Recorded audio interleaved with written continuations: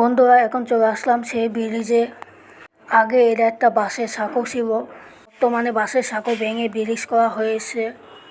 আমি কেন ঘন ঘন কেরানীগঞ্জ যাই এই বিষয়ে আপনাদের বলা হবে। আমি গ্রাম থেকে একেবারে চলে আসি ঢাকা চলে এসে এই কেরানীগঞ্জ বসবাস শুরু করি। এই কেরানীগঞ্জে আমার বাবাকে আমি হারিয়ে ফেলেছি চিরদিনের জন্য।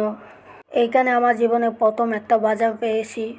এইখানে আমার জীবনে একটা মসজিদ পেয়েছি নামাজ পড়ার জন্য এবং মক্তব পড়ার জন্য, জীবনে প্রথম। তারপর জীবনে প্রথম একটা মাদ্রাসা পেয়েছি। তারপর এখানে পেয়েছি আমার নানা নানির মতন একজন নানা নানি, এবং এখানে পেয়েছি আমার জীবনের দ্বিতীয় স্কুল। এই এলাকা দিয়ে আমার জীবনটা শুরু করেছি।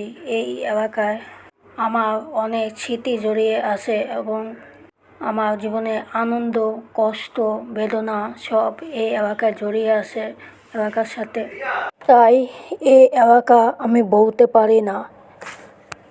এই কারণে আমি ঘন ঘন কেরানীগঞ্জ ঘুরতে আসি। এক সময় এই এলাকার 98% মানুষকে চিনতাম, এখন বর্তমানে 98% মানুষকে চিনি না। এই এলাকায় আমার জীবনে অনেক প্রথম বন্ধু পেয়েছি। তাদের কোনো বন্ধুর সাথে যোগাযোগ ও খোঁজখবর নেই আমার সাথে বর্তমানে।